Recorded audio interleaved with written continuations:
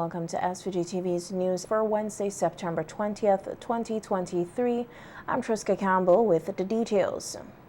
The government, through the various ministries and institutions, continue to restore lives and livelihoods in the red zone, particularly on the northern part of the island, which were severely affected by the eruption of La Soufrière volcano in 2021, destroying agricultural production and infrastructure, including roads and homes. This is according to Acting Prime Minister, Minister of Transport and Works and Area Representative Montgomery Daniel, who was speaking on the restoration work on NBC Radio's face-to-face program today. After the volcanic eruption, of course, the Ministry of Agriculture has been trying its utmost best to ensure that the standards are improved and to have better gap and HACCP standards in the way production is being done on farms. It is indeed challenging, really. And to meet HACCP standards, there are a number of processes you have to go through, of course. The gap standards and so on that you would be able to produce in a particular way to be able to meet what is required for the export market. Even here on the local market, that there has been improvements in terms of how presentation is being done on a number of these products.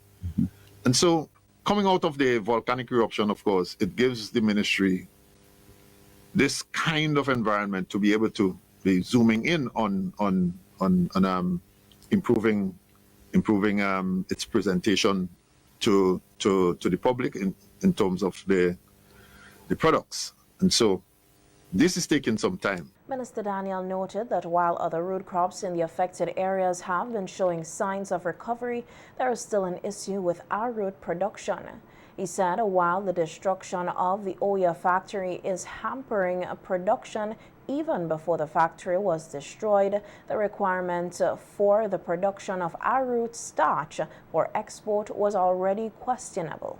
And so the decision was taken by Cabinet to have a new factory where the HACCP standards have been met, and that factory has not yet been done. Of course, the factory had just been started before the eruptions of the La Soufrière volcano, and work has commenced, but it is not completed as yet.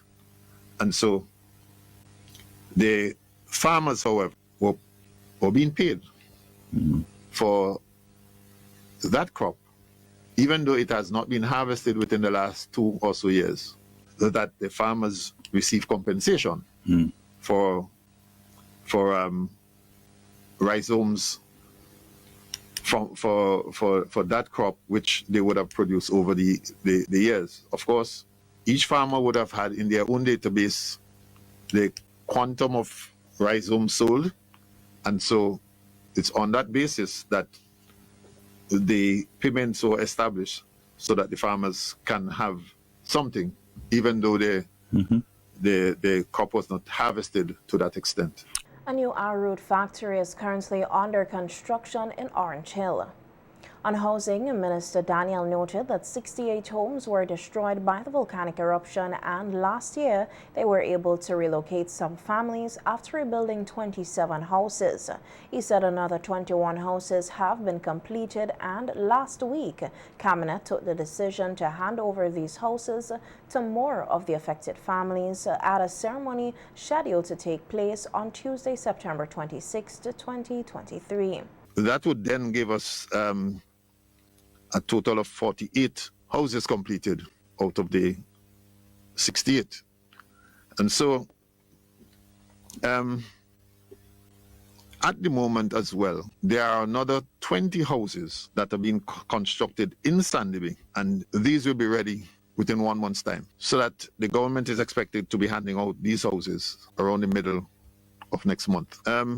It is just approximately 2.5 years since the eruption of the La Soufrière volcano, almost. And we would have been able to assist a number of homeowners of repairs and relocating homes in the North Windward constituency area. In all of this, however, the government would have been working in concert with the Mustique Charitable Trust to establish the 21 houses, 21 homes that we are about to deliver next week, and also the 20 houses that are now being built in Sandy Bay. So that 41 houses, which will be completed very soon, that the government would have been working with the Mustique Charitable Trust to complete this exercise. And I really want to thank the Mustique Charitable Trust for their support at this time as the constituency of North Windward continue to be rebuilding at this time. It has been a challenge, but we are having the work done. And of course, I'm sure next week, Tuesday, when the 21 families do get their keys to their new homes, again, I'm sure that they will be equally satisfied with their new home and their new surroundings. While acknowledging that there are still a number of homes in the area which need repairs, Minister Daniel said the homeowners continue to seek help and the government will keep its promise to complete the housing repairs exercise. The Ministry of Housing, of course, the ministry was awaiting materials coming out of Tankwell, Jamaica. And so when I last spoke with the Ministry of Housing, to the minister, that materials are being put together at this time and the materials should be in St. Vincent and the Grenadines very shortly, so that the housing repair program that will continue as soon as the materials are here, which also includes the Life to Live program, where families will benefit from houses that would have been deteriorating over time and who are not really in a position to help to do the repairs because of financial means. So the housing program will continue, and it's just a matter of the ministry having the materials as required. Economist and lawyer Luke Brown believes that the government of SVG has been measured in its approach to pension reform. Brown, along with President of the Public Service Union, Elroy Boucher, were panelists on SVG-TV's Viewpoint program last Sunday discussing pension reform, what it is and its necessity at this time to SVG, who will pension reform affect and in what way. Persons are entitled to get as much as is reasonably possible, but you have to ask yourself, in the circumstances of prudential benchmarks and in the circumstances of a scheme which is unaffordable right now and therefore unsustainable, shouldn't we entertain reforms? You also say, well, okay, the information wasn't available, the government is coming with reforms now and so on. Why did the government come and present reform options at an earlier stage? The government in 2014 instituted a round of reforms which is still running its course. Having instituted a round of reforms in 2014, you reasonably want them to come back to the public 3 years later in 2017 and say, look, let's go this road again? Look, the government I think that there has been a measured approach in relation to reforms. We are increasing the retirement age from 60 to 65. That is taking place. We have increased the contribution rate. Why? And I would also venture to say at this juncture that I am not somebody who is going to give a carte blanche to the NIS and say, well, do what you want in relation to increasing contribution rates, do what you want in relation to increasing the retirement age. I have to be satisfied that the NIS is doing all within its power to try to have a more equitable balance between benefits and contributions before they could go after contribution rates and after the retirement age. Noting that there are some low-hanging fruits to consider as they engage in the reform exercise, Brown pointed out that currently the NIS is paying its pension on the basis of a reference salary determined by the best 5 years of a worker's career. Brown said, in fairness, he thinks the reference salary should instead be determined based on the career average of the worker. I think that is not something that people are going to revolt against and not consider to be fair. Yes, it will be revolted against. Well, yes. if you want to revolt against something so straightforward that ties contributions to benefits in a sustainable way, then you might be advocating something that a worse adjustment. This is another thing that the NIS has to contend with when it is going and facing reform. The question of the sickness benefit. The sickness benefit is a benefit to who? The employee or the employer? Well, if it's mostly the employer. Mostly the employer? Yeah. So is that something that should be addressed or looked at in the course of reform? Because a public servant, and Brother Bouch would appreciate the point, if that public servant is sick, the employer still pays the public servant, by and large. So what the beneficiary of the sickness benefit from the NIS is really the employer.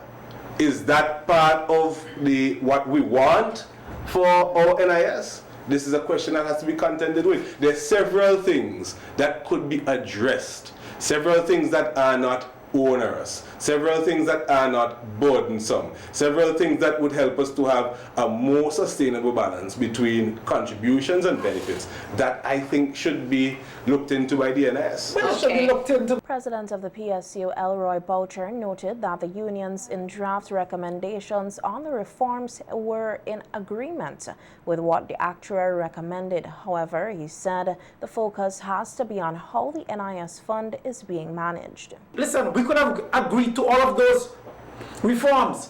Fundamentally, if you are the manager of that fund that we are investing in, and you're not managing it prudently, it doesn't matter how much reforms we do, we're always going to have issues. Yeah, but okay, so that, this, please so is your suggestion that there's non-prudent management? No. I'm saying to you, that aspect of it also has to be addressed. Okay, please. Hold on. Let me finish this. It has to be Mr. addressed. Boucher, hold on.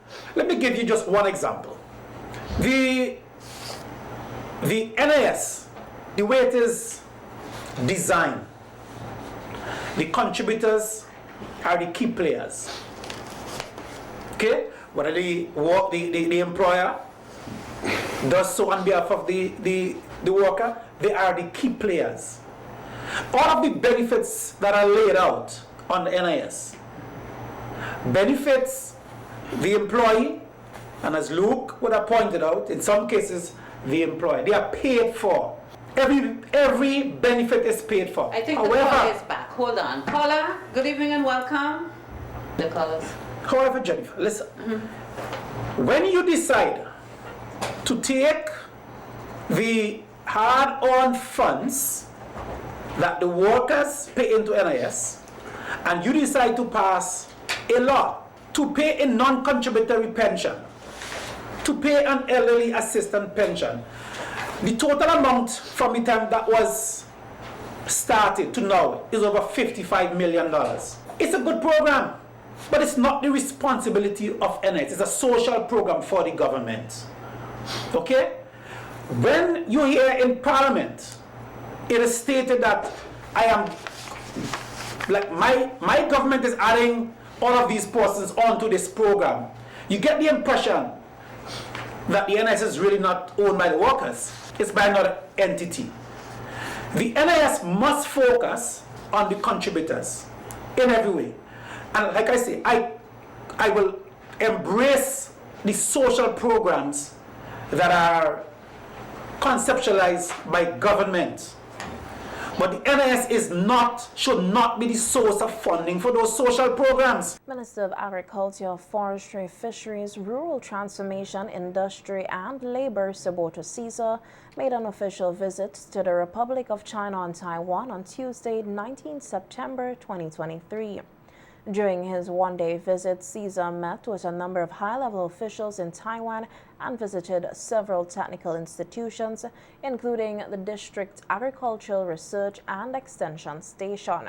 The minister also paid a courtesy call on Taiwan's Vice Minister of Foreign Affairs, Ambassador Rumius Li Qiushen, the Deputy Minister of Taiwan's Ministry of Agriculture, Wen Zhentu, and Ambassador Charles Li, Secretary General of Taiwan's International Cooperation and Development Fund. The Taiwan Technical Mission continues to work closely with the Ministry of Agriculture in St. Vincent and the Grenadines.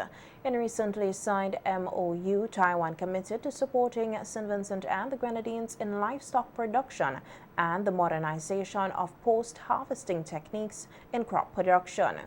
Minister Caesar's third official visit to the Republic of China and Taiwan was facilitated by Taiwan's ambassador to SVG, Fiona He Shang Fan, and SVG's ambassador to Taiwan, Andrea Bowman, and their representative embassies. Minister Caesar departed Taiwan earlier today, Wednesday, 20th September, to participate in the inaugural International Conference on Fishing Communities 2023 in South Korea. A total of 35 farmers and backyard gardeners, including women and young persons in Beckway last Thursday, September 14th, participated in a training titled Introduction to Soil Management and Crop Establishment at Jasmine Pollard's Backyard Holding. Agricultural Extension Officer for the Grenadine Islands in the Ministry of Agriculture, Alan Williams, along with staff members Ashley Castello and Jeffrey Richards, facilitated the training sessions. Williams explained that the objectives were to raise the awareness of farming public in Beckway and the availability of mechanical land preparation service to train local operators in the operation of the machinery. Participants were also briefly introduced to the importance of soil and its composition and were presented with vegetable seedlings at the end of the session. The hunt for a new Chief Executive Officer of the St. Vincent and the Grenadines Tourism Authority has commenced. This was noted by Minister of Tourism, Civil Aviation, Sustainable Development and Culture, Carlos James, at a news briefing on Monday at the NIS conference room in Kingstown. Advise the board of the Tourism Authority to commence the recruitment process of hiring a new CEO. Naturally, this will take an extended period of a few weeks leading into a few months.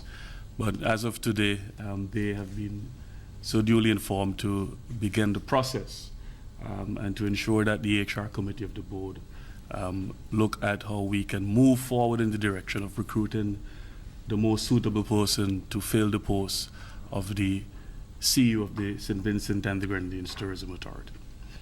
Minister James said he has also advised the board of the Tourism Authority to engage the Service Skygate Consultancy Group, headed by local corporate consultant Joel Providence, to conduct an operational assessment of the authority, including an evaluation of its organizational culture, productivity, and its efficiency. We mentioned we have consultants in, but also with us are senior sales team members who are working in Canada, in the United States of America, as well as in the United Kingdom. We decided to have them return to St. Vincent and the Grenadines, and this week, along with the consultants and the staff at the Tourism Authority, will be engaged in a series of discussions in terms of, it's a retreat, focusing on our organizational culture and how we can really build capacity, institutional capacity within the Tourism Authority. And I'm happy that they're here with us this morning. You will note that just recently I spoke similarly to the Ministry of Tourism, where we focused on building out the institutional capacity and strengthening the ministry in terms of its policy unit. And we appointed Ms. Faylene Finley King as the Director of Tourism for St. Vincent and the Grenadines. And she's also here with us during this consultative process, which will take place immediately after this press briefing. The CEO position of the SVG Tourism Authority was left vacant with the resignation of Glenn Beach, who it was announced will head Invest SVG, which is the official investment agency of the government of St. Vincent and the Grenadines, operating under the direction of the Ministry of Finance, Economic Planning and Sustainable Development. The 2023 VINLEC National Science and Technology Fair was launched last Friday at the Central Leeward Secondary School. The science fair will run from November 6th to the 10th under the theme Imagination. In her remarks at the launching ceremony, the Senior Education Officer in the Ministry of Education, Aldia Gums-Dyer, said that the science fair is a wonderful educational tool and urged parents and school leaders to encourage students to participate. Motivate students to participate in this worthwhile venture from which so many benefits can be derived. In today's world, there is a greater consciousness of the transformational role that education must take on as our society advances. Consequently, students should participate in simple scientific research which will lead to better understanding of environmental issues and move to lead lifestyles that would protect our fragile environment. Participate in scientific research that will lead to healthy food choices and reduce the number of persons suffering from lifestyle diseases in our society. Conduct scientific research that would lead to creating devices that would enhance the lives of our people. And these are just a few benefits that come out of holding a national science fair. Giving an overview of this year's National Science Fair, Education Officer for Science in the Ministry of Education, Janita Hans-King, said the aim is to break the stigma of people's perception about science and encourage more students to get involved in science. We want to provide opportunity for collaboration. That means working together. And teamwork, that means working together well among students and teachers. So teachers and students can also, work together to create something imaginative. We want to focus attention on future scientists as it highlights their inventiveness and give public recognition to the work they are doing. So scientists amongst us here, we want to recognize you. We want to give you the opportunity to shine because you deserve to shine. We want to increase interest among students and thus encourage more students to become involved in science. How many of you here love science? You see, we need to increase these numbers. I want to see all the hands reaching for the sky the next time we have a media launch. All right, so we want you to develop that interest and that passion for science. We want to remove the stigma that has been attached to science that it's hard. It can be challenging, but challenge is good. All right, and you can grow and learn a lot through challenge. King said that she wants the participants to use their creativity in choosing their products as she outlined the expectations and guidelines for this year's National Science Fair. The age classes for our fair, we have the lower primary, we have upper primary, we have lower secondary, upper secondary, and then there's the post-secondary and open categories. So members of the public, in the hearing of my voice, you are also welcome to participate and win big prizes in this event. We want the highest quality projects. We want you to start thinking about your projects. We don't want you to knock up something the night before. We want you to start thinking about your projects, and we want you to develop something that shows that you have thought about it and that it is the highest quality. Primary schools with population under 500, you are allowed to submit your 10 best entries. Primary schools with populations over 500 may submit a maximum of 15 entries. So be selective in what is sent to the fair. All right? Secondary schools with populations under 500 are allowed a maximum of 10 entries, and the secondary schools with populations over 500 may submit a maximum of 15 entries. Other than skin cancer, prostate cancer is among the most common forms of cancers found in men. According to the American Cancer Society, 1 in 8 males will be diagnosed with prostate cancer during their lifetime. Prostate cancer patient Andrew Richards shared his experience on dealing with the disease after his initial diagnosis. Richards was a guest on NBC Radio's Let's Face It program yesterday, in which the topic of facing prostate cancer was being discussed. Because I'm thinking, okay, I could change my diet, go to the gym one more extra day. And then she informed me that and my physically or whatever you eat, it's not going to prevent it. So that was my first initial thought. What can I do to fix it? Okay. And then when I realized that it's out of my control, then I just have to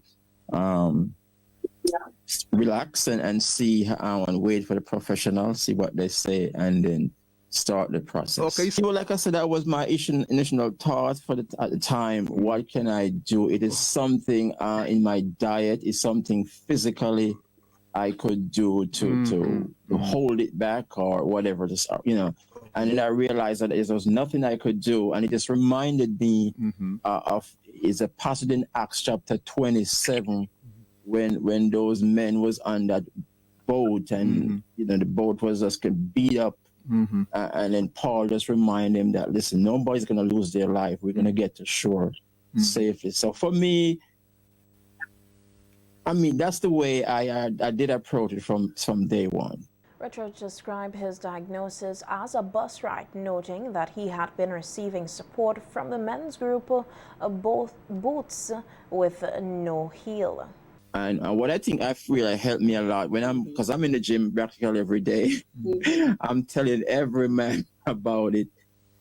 So that was my help. And again, you have your church family to help you to pray. And a couple of times we have sent this Zoom link out to family, and we had a good prayer meeting over Zoom. So the support was really good. Okay. And I'm not lying. I'm not lying. That first leg, I have zero fear. I'm telling you, to be honest. It's just this second time here now, up to last night I was praying, and I found myself a little tear came to my eye, which is, hey, I'm a human being. In my chest go beats the heart. So these things will happen. But the first part of my bus ride, I just take it in stride and know that I'm not going to die before my death. Richards is encouraging men to get tested for early detection, noting that even though the physical examination method is discomforting, it is worth it rather than being diagnosed too late. So I was encouraged men, and especially black men, to get tested, and there's a lot of resources out there to help you to live. And that's what it comes down to. Do you want to live or do you want to die? For me, I want to live.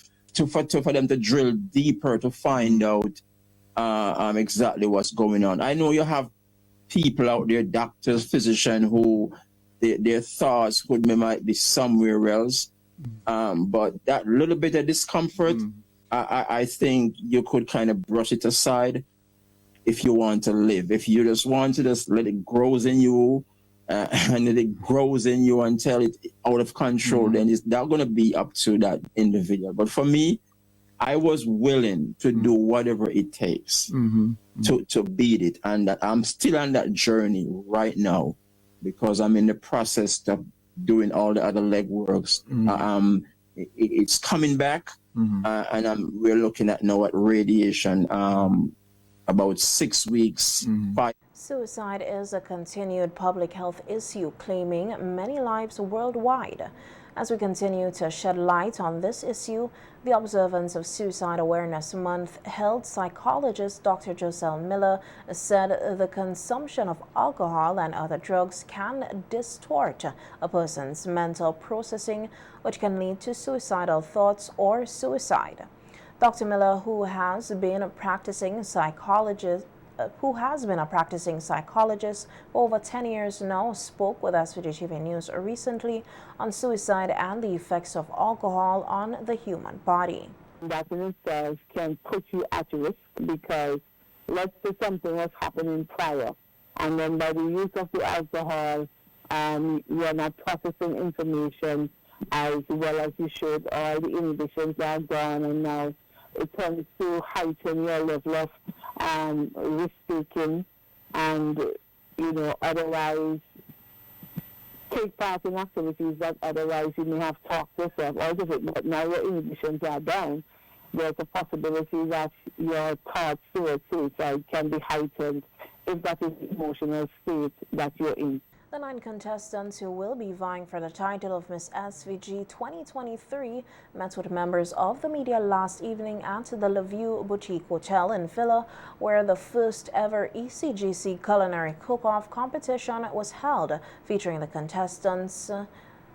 Giving an overview of the Culinary Cook-Off competition, Regional Manager of the ECGC, Silbergale Derriggs, said that the decision to partner with the Miss SVG pageant is a part of the company's efforts to support the development of women in St. Vincent and the Grenadines.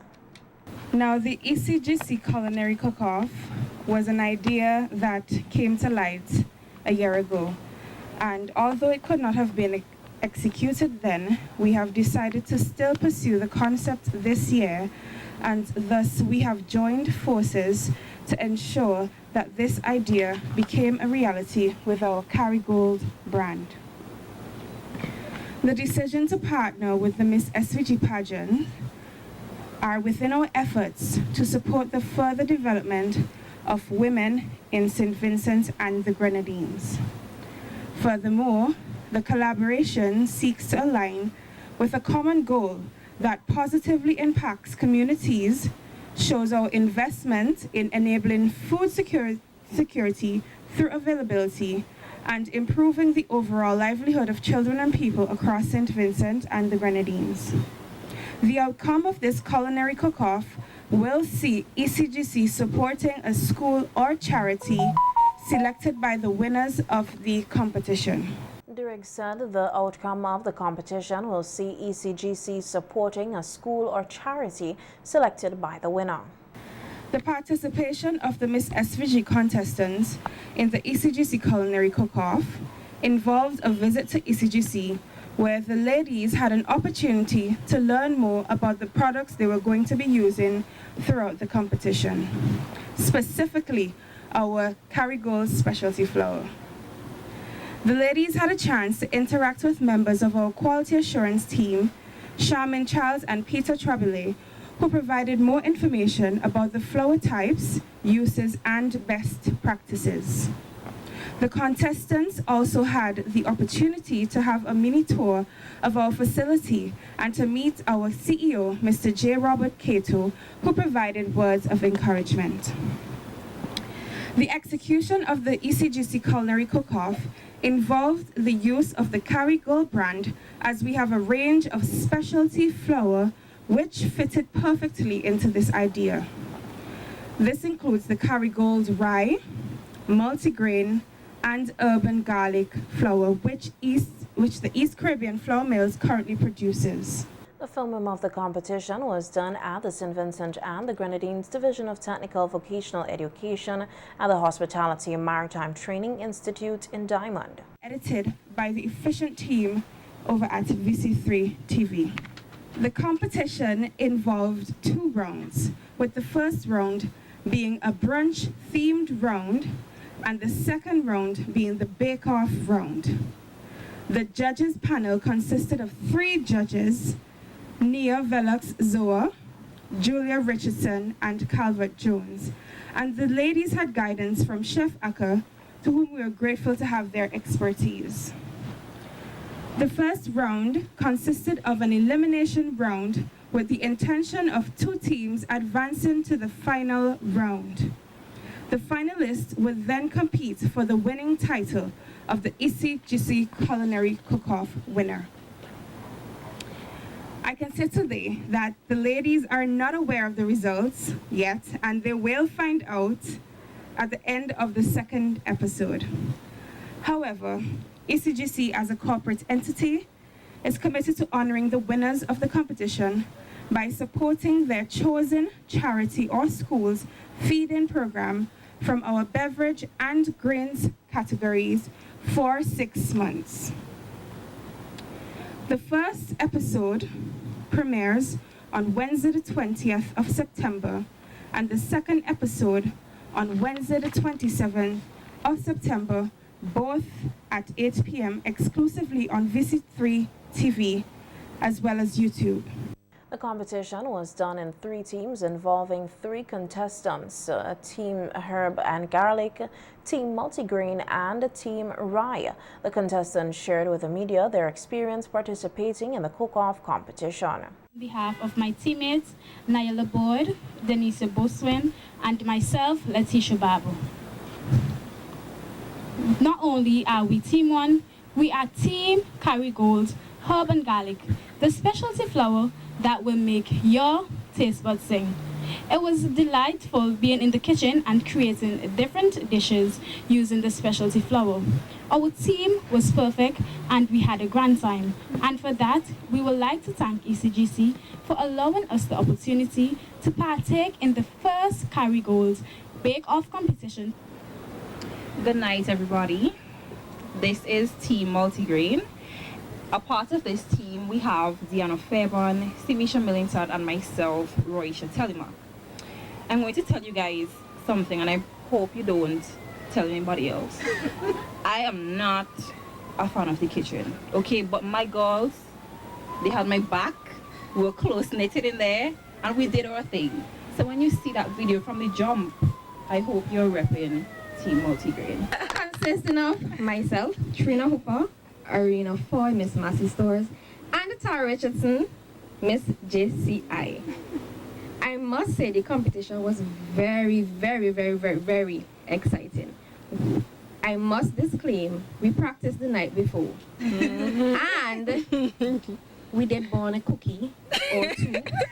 I might have added a bit too much baking soda.